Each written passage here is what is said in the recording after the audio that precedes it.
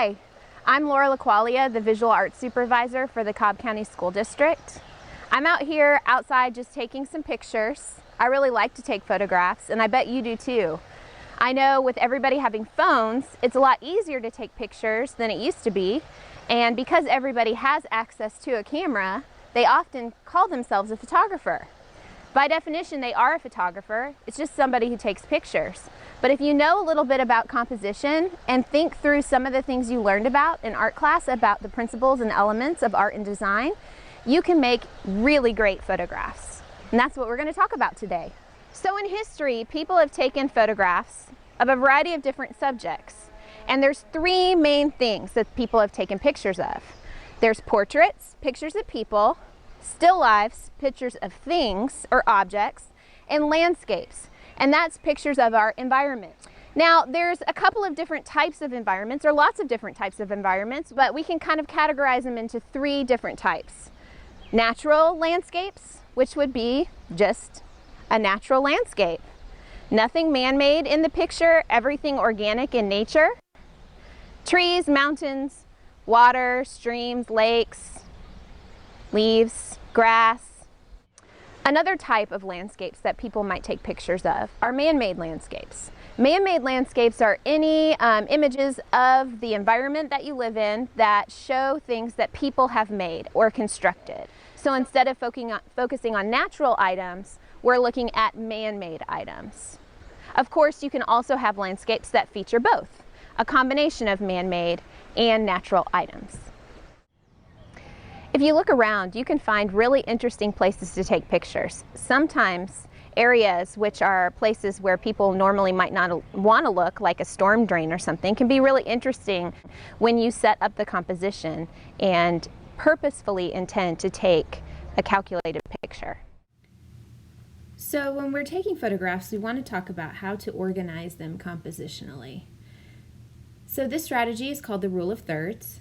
And you can see the grid lines on top of this picture of the road kind of going off into the distance. Typically, when we take photographs, we want to instinctively put the subject in the center. And while this makes sense to us when we're taking the photograph, when we're looking at the photograph, it kind of looks boring. It's much more dynamic to have the subject going off or being located on one of the sides where the lines dividing up into the thirds are located. So you can see in this picture, rather than having the road going off to the distance in the middle of the photograph, it's placed over to the right, far right third of the photograph.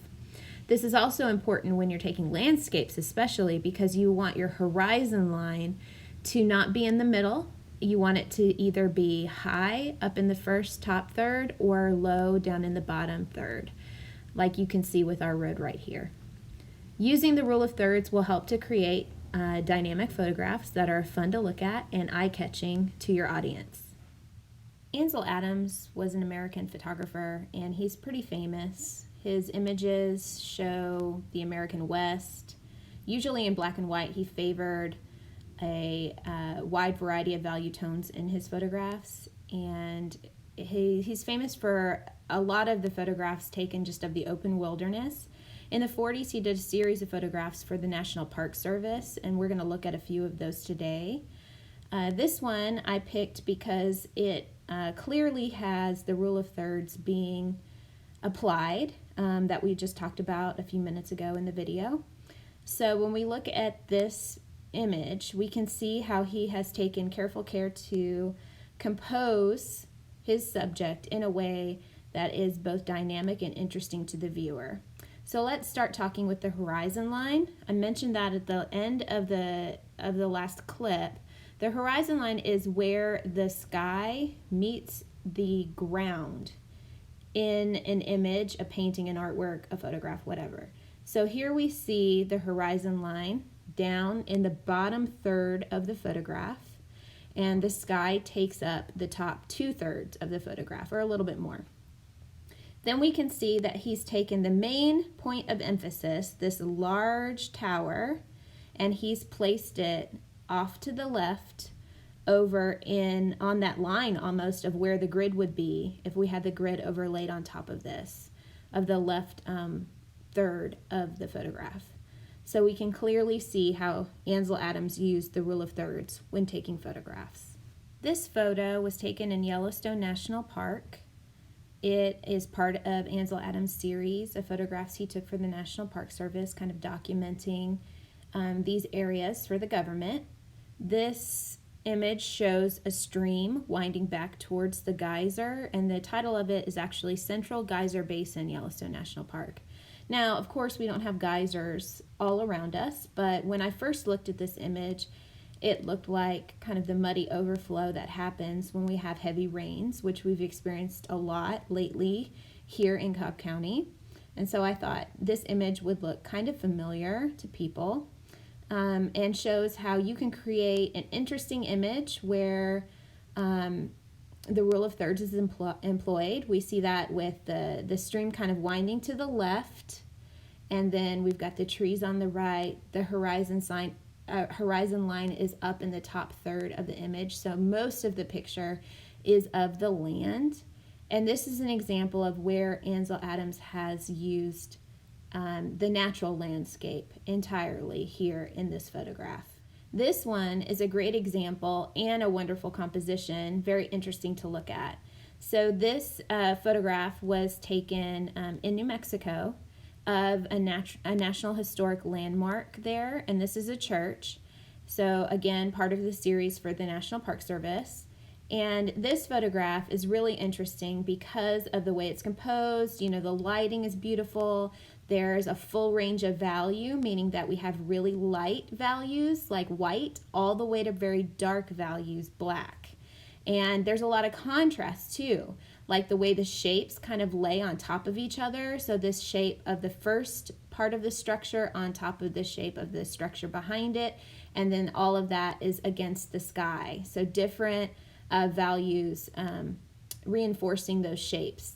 And then just the framing of the photograph, where we have our rectangle opening here in the center, and then another rectangle repeated behind it. So while you could argue that he's kind of breaking the rule of thirds rule, he still has several parts of the composition that hit those kind of edges of the rule of thirds, and by repeating the doorway, he's created this point of emphasis that draws your eye in. This last example that we're going to look at of Ansel Adams' work is a photograph that was taken at Boulder Dam.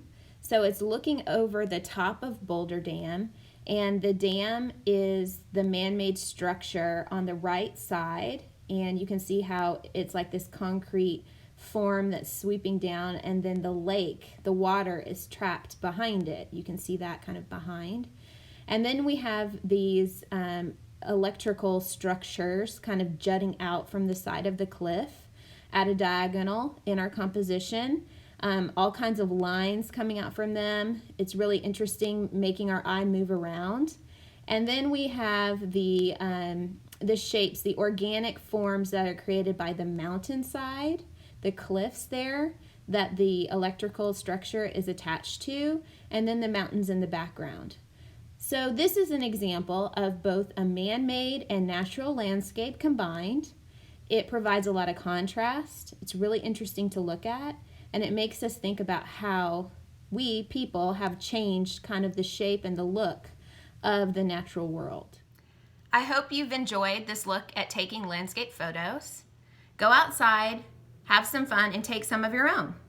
Enjoy yourself, ask a parent to come along or a sibling, and have a great time.